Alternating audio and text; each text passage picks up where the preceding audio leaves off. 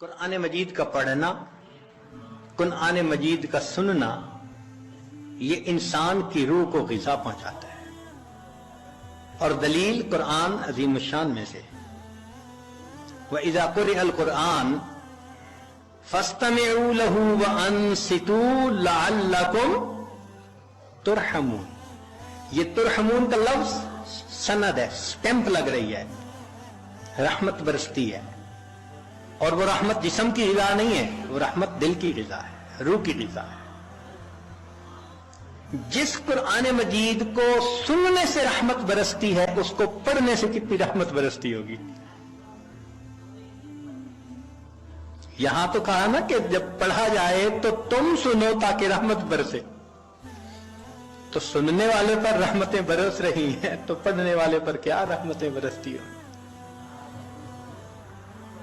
تو اس کا مطلب یہ کہ ہم روزانہ فجر کی نماز پڑھا کریں، تو پھر سورہ یاسین پڑھا کریں، قرآن مجید پڑھا کریں، فوراً اپنی روح کو ناشتہ کروانے کی کوشش کیا کریں۔ اس لیے ابن تیمیہ رحمۃ اللہ علیہ فجر کے بعد اشراق تک مسجد میں بیٹھے رہتے تھے۔ لوگ کہتے تھے کیا وجہ ہے، آپ نے ناشتہ نہیں کرنا؟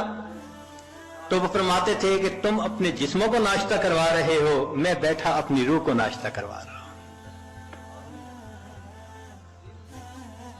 تو اس کا مطلب یہ کہ فجر کے بعد تلاوت کا کرنا، تسبیحات کا کرنا، ذکر کا کرنا، یہ انسان کے لیے باطنی غذا کا ذریعہ بنتا ہے۔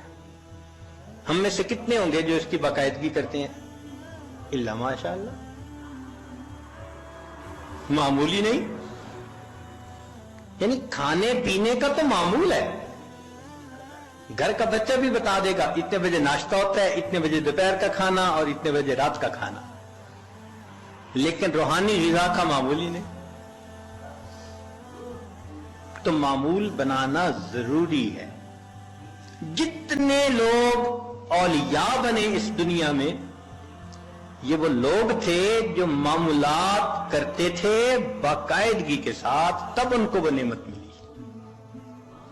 اتفاقاً نہیں کوئی ولی بن جاتا، اس کے پیچھے محنت ہوتی ہے، تب اللہ کی رحمت متوجہ ہوتی ہے۔ تو معلوم ہوا کہ ہم تہجد میں اٹھیں، فجر سے پہلے یا فجر کے بعد اس نیت سے یہ اعمال کریں کہ یہ چیز ہمارے لیے روح کی غذا بنے گی۔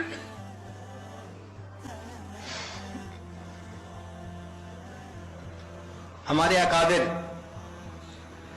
جب دن کے کام کاج سے فارغ ہوتے تھے تو مصلی پہ آ جاتے تھے، رات گزار دیتے تھے مصلی کے اوپر۔ ان کو رات کے اندھیرے کا اس طرح انتظار ہوتا تھا جس طرح دلہا کو دلہن سے ملنے کے لیے رات کا انتظار ہوا کرتا تھا، ایسے وہ رات کے منتظر رہا کرتے تھے۔ عشاء کے وضو سے فجر کی نماز پڑھنا،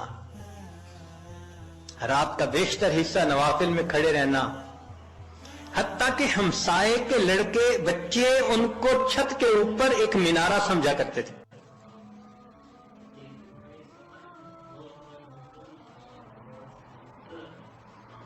تو اتنا تو وہ اللہ کی یاد کیا کرتے تھے نا، قرآن پڑھا کرتے تھے۔ اور ہمارے قریب کے زمانے کے بزرگوں کا معمول ایک منزل روزانہ کا۔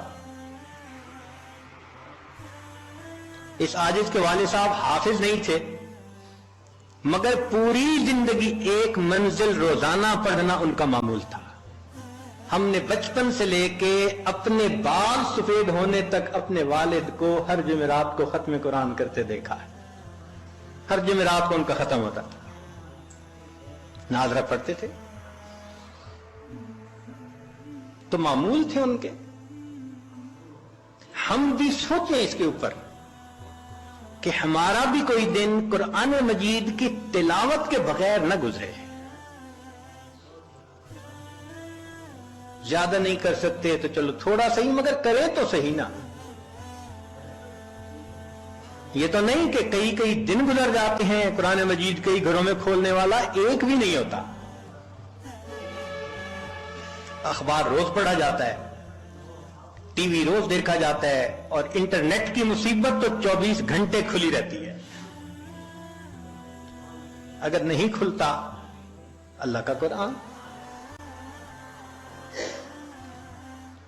تو اپنی روح کو غذا پہنچانے کے لیے ہمیں قرآن مجید کی تلاوت کا معمول روزانہ لازماً پورا کرنا چاہیے. بس یہ نیت کریں کہ ناشتہ چھوٹتا ہے تو چھوٹ جائے, قرآن مجید کا معمول نہ چھوٹے ہمارا, اس پابندی کے ساتھ. اچھا صبح نہیں پڑھ سکے تو شام پڑھ لیں. نبی علیہ الصلوۃ والسلام کی تو ماشاءاللہ سنت ہی یہی ہے. کچھ صورتیں ہیں جو صبح پڑھنا مسنون ہے, کچھ ظہر کے بعد, کچھ مغرب کے بعد, کچھ عشاء کے بعد سونے سے پہلے. حدیث پاک میں آتا ہے نبی علیہ السلام سونے سے پہلے سورہ ملک پڑھا کرتے تھے. یہ کیا چیز تھی؟ جیسے آپ کچھ دیر کے بعد نا کینڈی کھا رہے ہوتے ہیں, بسکٹ کھا رہے ہوتے ہیں, فلاں چیز کھا, یہ اسی طرح ہے کہ معمول ساتھ ساتھ چلتا رہتا ہے, روح کو غذا ملتی رہتی ہے. تو جتنی مسنون صورتیں ہیں یاد کریں اور ان کو دن کے مختلف اوقات میں پڑھنے کی عادت بنا لیں, از خود غذا ملتی جائے گی.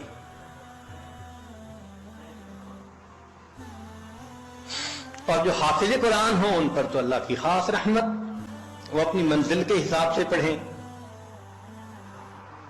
ہمارے اکابر تو ایک ایک آیت پڑھتے تھے, پوری رات گزار دیتے تھے.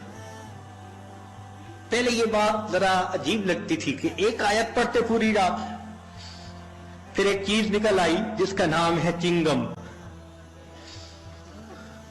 ہم نے بعض بچوں کو دیکھا کہ جتنی دیر بیٹھے ہیں منہ چل رہا ہے. پوچھا بھئی یہ کیا مسئلہ ہے؟ کہنے لگے جی بس یہ چنگم ہے, اس کو چبانے میں مزہ آتا ہے.